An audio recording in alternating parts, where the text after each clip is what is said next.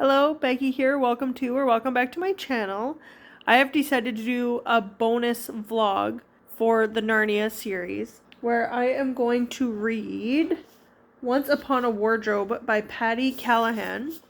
That I can't remember who I was watching that was talking about this, but it sounded intriguing and I decided now is a good time to read it since I just went through the entire Narnia series. Hold on. What's so funny? Hi, are you showing off your little teeth? Hi, you're having a good nap. I haven't even started reading yet. I will just read what this is about really quick and then deal with my baby and get some lunch because it is noon and I've been sitting here nursing for over an hour listening to Jeanette McCurdy's memoir.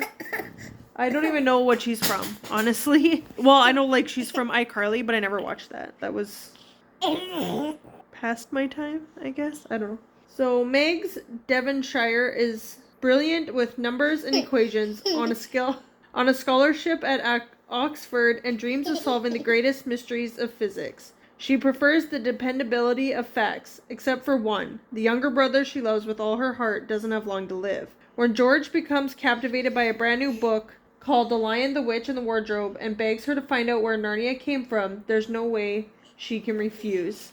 So that is what this book is about. And I am excited to dive into it. And it just looks so wintry and pretty.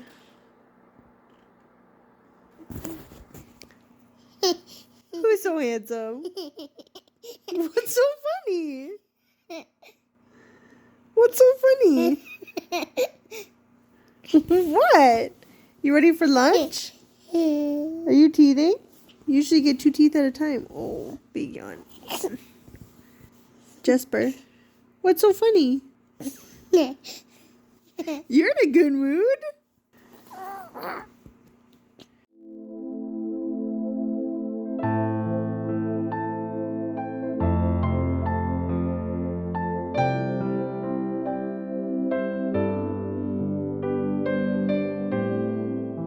What do you do with your hair like this?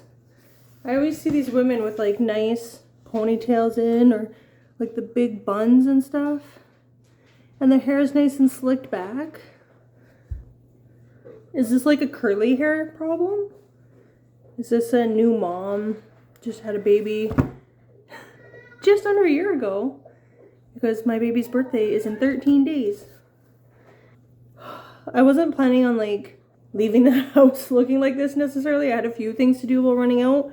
And then I was going to do my hair and look decent and do some filming. But then I forgot that it's book babies and stuff. So I want to get to that right away. And I'm out of the house now because I am actually watching my friend's dogs and cats.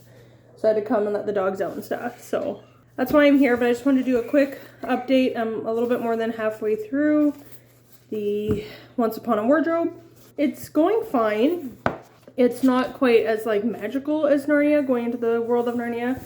This woman, she's like 17, Megs, is in college for math. Basically, she's following like Einstein and stuff like that. And she's very logical. She wants a logical reason for everything. She likes math because it's a problem you can solve. You follow the numbers and there's a conclusion at the end. She's not really big in fairy tales and story tales and stuff because it's just fantasy kind of thing. It's not logical. There's no rhyme or reason to it kind of idea. She feels kind of like you can't learn anything from stories. They're just entertainment, but nothing more than that. And her brother, so she's 17, her brother is 8. And he has a heart condition. They don't think he'll make it. It's just like Christmas time now. They don't think he'll make it to next Christmas. And C.S. Lewis is a professor at the college that she is attending. And he just released The Lion, the Witch, and the Wardrobe. And her brother loves stories. He's the kind of kid that you start telling him a story and he will picture the whole thing like in his mind. Like he is there, he's immersed in this story. So she has decided to read The Lion, the Witch, and the Wardrobe with her brother, George. And then he has questions about where's Narnia from. And she mentions that she goes to the same college that C.S. Lewis is teaching at, and he's like, you have to talk to him, you have to find out where Narnia is from. So she literally stalks C.S. Lewis and his brother. They're called, like, their nicknames are like Jack is C.S. Lewis and Warnie for Warren, his brother. And she literally, like, stalks them. Like, C.S. Lewis's brother goes outside for something and just finds her sitting in the backyard, like in the back forested area, staring like at their house at a window. And she's like, I'm sorry, my brother is sick and I want to talk to C.S. Lewis about Narnia. And he's like, come on in, have some tea and let's tell you some stories. I'm like, okay. Not creepy at all, not weird at all.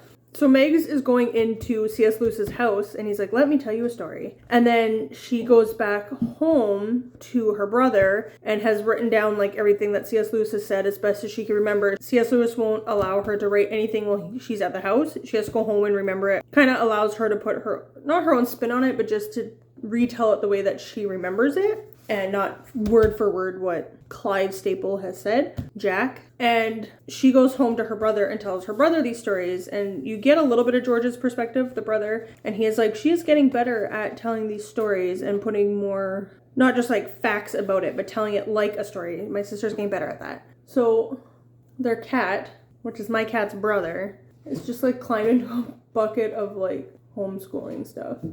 What are you doing, Vader? This is just a story of C.S. Lewis's childhood and growing up and where he got these stories from, being retold by Megs telling the stories to her brother. That's pretty much all this is. It's not bad if you want to learn more about C.S. Lewis. I didn't look up to see like how much research Patty did in C.S. Lewis's life. I don't think she's just making it up. Like if I was the one writing this book, I would have done research to find out what C.S. Lewis did as a kid and where his writing came from and things. So I'd like to think that Patty, my good friend Patty here, also did that research and stuff. So if you're curious about C.S. Lewis's life growing up, then this would be a good story for you. And like I said, it's not bad. And I'm enjoying it. And it's an easy read too. So that's nice. Start off the year. I'm really bad about just like starting 100 books at the beginning of the year. So it's nice to have this read that's pretty easy to get through. And I'm hoping to finish it soon. I'm there. I'm on page 152 and there's just under 300 pages, like 290 something. Oh, there's discussion questions in the back too. Oh, 278. I'm on page 152. So yeah, that's my update so far. And I'm gonna go to story time with the baby. So I am here just to do a very quick wrap up of Once Upon a Wardrobe. It is now near the end of February. It is February 21st today.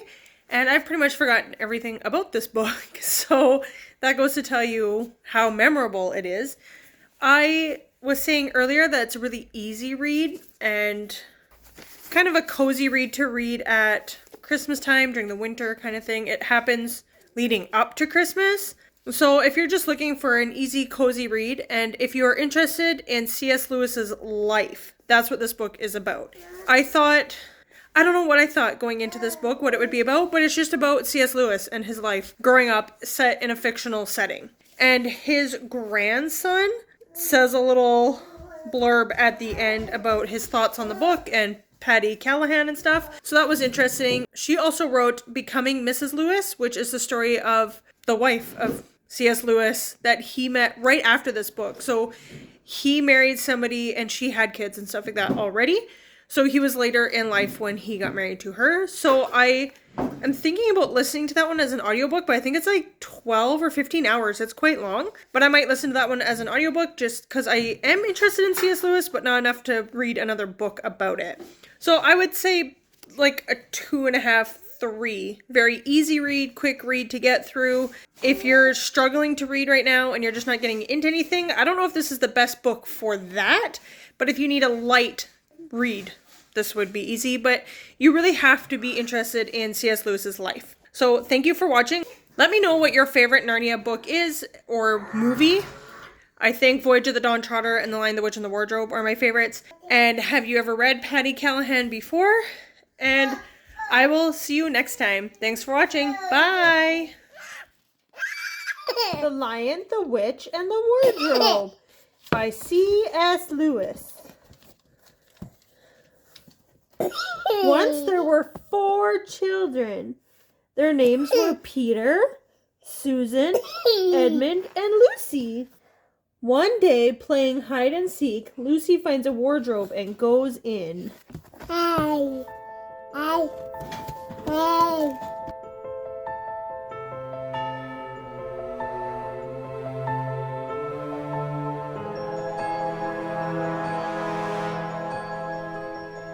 Flip the page. Yeah, flip the page. Inside his cozy home, Mr. Tumnus starts to cry. Look, he's crying. He says the evil White Witch has made it always winter but never Christmas. I would cry too.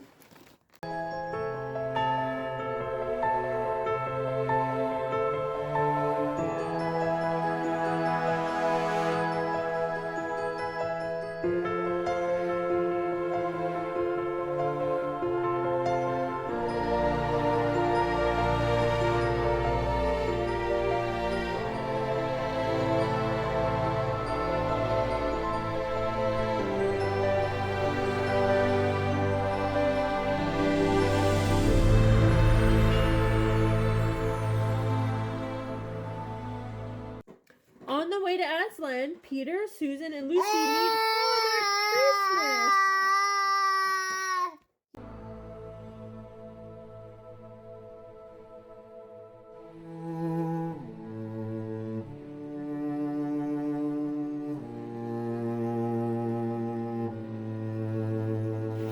Peter, Susan, and Lucy find Aslan. Aslan is a lion. What did lions say? Roar!